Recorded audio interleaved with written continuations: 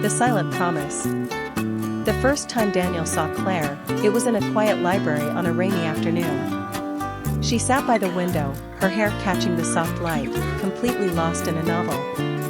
He wasn't brave enough to speak, but something in her calm presence drew him back there every week. Weeks passed before fate helped him. A book slipped from her hands, landing near his feet. He picked it up and their eyes met. "Thank you," she whispered, her voice gentle but warm. That moment sparked something fragile but undeniable.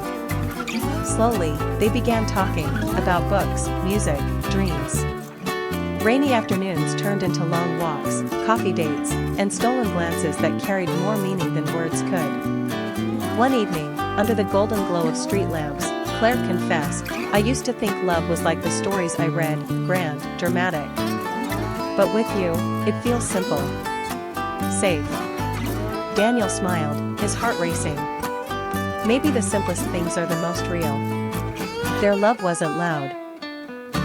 It was in the way he remembered her favorite tea, in the way she left little notes in his bag, in the way they laughed over nothing until tears filled their eyes. It was quiet, steady, and full of unspoken promises. But life tested them. Claire received an offer to study abroad, a dream she'd held for years. She hesitated, afraid of what distance might do to them. Daniel took her hand, steady and sure. "Go. Chase your dream. Love isn't about holding each other back, it's about believing we'll find our way again." The night before she left, they stood at the train station, the air thick with unspoken words. She pressed her forehead to his, whispering, "Wait for me."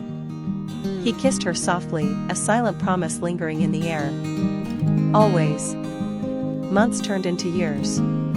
Letters and late-night calls filled the spaces between them. Their love endured, not through grand gestures, but through patience, trust, and the belief that distance was only temporary.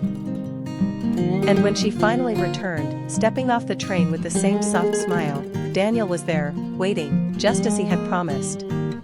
Love, they realized, wasn't about the storms or the distance. It was about the quiet certainty that no matter what, they belonged to each other.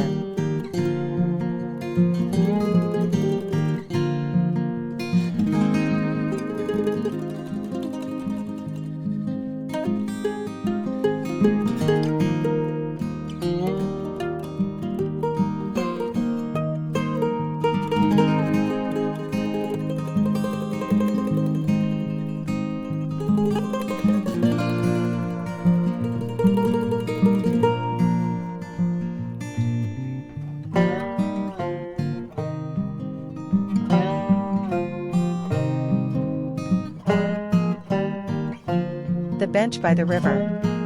On the quiet bank of a small river, there was an old wooden bench where Emma often sat after work. It was her place of calm, where the world slowed down, and the rippling water seemed to carry her worries away. One evening, as the sky turned golden, she noticed someone already sitting there. A young man with a sketchbook balanced on his knees, his pencil moving gently across the page. She hesitated, then approached. "Sorry," Emma said softly, "I usually sit here." The man looked up, surprised, then smiled. "Then I suppose I've stolen your seat. But maybe you can share it?" His name was Daniel, an architect who loved sketching the riverbank for inspiration. They ended up sitting side by side, Emma reading her novel while Daniel drew. At first, they barely spoke, but their silences were never heavy, they felt strangely comfortable, as if the river itself tied them together. Over the weeks, their encounters grew frequent. Sometimes Emma brought tea in a thermos, and Daniel brought cookies from a bakery nearby. They laughed about little things, a duck stealing bread from children, or how Daniel's sketches never quite captured Emma's hair when he dared to draw her. One rainy evening, Emma arrived to find Daniel waiting with an umbrella. "I thought you wouldn't come," he said. She smiled, her hair damp with drizzle. "I didn't want to miss it. This is our bench, isn't it?" That night, as rain pattered softly above them, Daniel reached for her hand. It was tentative, almost shy, but Emma didn't pull away. The warmth between their fingers was quiet and certain, like the river flowing steadily beside them. Months passed, seasons shifted, but the bench remained their meeting place. What began as a chance encounter grew into something neither had planned but both had longed for. Years later, when strangers passed by that same bench, they sometimes saw a man sketching with a woman leaning gently on his shoulder. The river still carried on, but for Emma and Daniel, it had already given them its greatest gift, each other.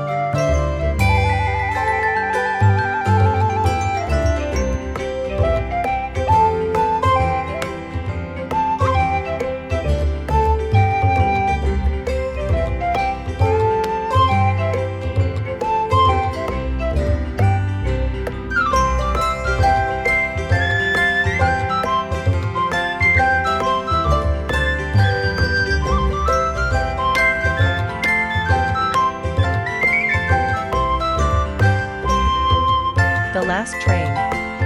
The station was almost empty when Claire arrived, her breath visible in the cool night air. The clock above the platform showed 10:45 p.m., 15 minutes until the last train. She hugged her coat tighter, not because of the cold, but because of the weight pressing on her chest. Tonight was the night she would leave the city, and with it, Daniel. She heard footsteps behind her before she saw him. Daniel, slightly out of breath, his scarf unevenly wrapped around his neck, came rushing toward her. His eyes found hers immediately. "You weren't going to say goodbye?" he asked, voice low but trembling. Claire turned, trying to steady herself. "Daniel, we talked about this. I have to go. The job, the chance, it's everything I've worked for." He nodded, lips pressed tightly. "I know. I just thought maybe," he paused, searching for words. "Maybe you'd want me to fight for you." Her heart ached. "You've always been fighting for me. But I can't ask you to give up your life here." Silence stretched between them, broken only by the distant hum of the arriving train. Daniel stepped closer, close enough that she could feel his warmth. "You're asking me to let you go," he said softly. "But how do I do that when every piece of me belongs to you?" Claire's throat tightened. She wanted to be strong, to walk away with dignity, but his words pierced through her resolve. She reached out, brushing his cheek with trembling fingers. "And every piece of me belongs to you. That's why this hurts so much." The train's brakes screeched as it slowed to a stop. Doors slid open with a mechanical sigh, calling her forward. She glanced at the train, then back at Daniel. His eyes were shining, desperate yet gentle, as if he knew that the choice had never been simple. For one suspended moment, the world seemed to hold its breath. Claire took a step forward, toward Daniel. She pressed her lips to his, pouring all the unspoken words into that single kiss. When she pulled away, she whispered, "Maybe dreams don't have to be in different places.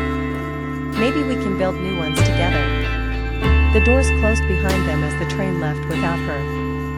And for the first time in months, she felt like she was exactly where she was meant to be, in his arms.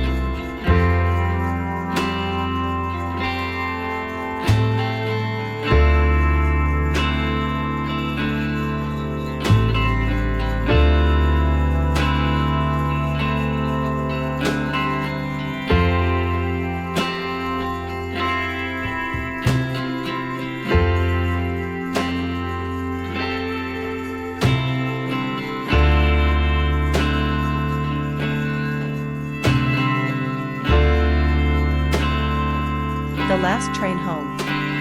The station was nearly empty when Emma stepped onto the platform. A light drizzle blurred the neon signs above, and the sound of the departing train echoed into the night. She sighed, once again, she had missed it. "Rough night?" a voice asked. Emma turned. A young man stood a few feet away, holding an umbrella he clearly wasn't using. He had a kind smile, the sort that felt oddly familiar. "Missed my train," Emma admitted. "Now I'll have to wait an hour."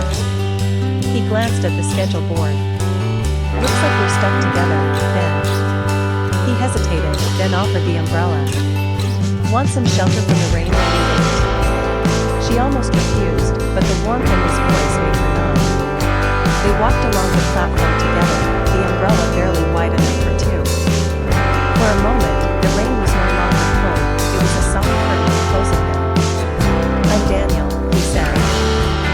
usually take the earlier train, but today I got delayed. Emma smiled. Funny, I usually catch the earlier one too. Guess fate wanted us to meet tonight. The word fate lingered between them. They talked about everything, books, favorite coffee shops, the little dreams they never told anyone else. With each laugh, each glance, Emma felt time slipping faster, as if the universe was folding the hour into a single heartbeat. When the train finally pulled in, she felt a need she couldn't explain. As the doors opened, Daniel looked at her, his voice softening. Maybe we don't have to let this be just a train station story. Emma's heart raced. She wanted to say yes, to hold on to this moment. But her old fear, the fear of hoping too much, held her still. Then, as she stepped into the carriage, Daniel gently pressed a folded note into her hand. She looked back at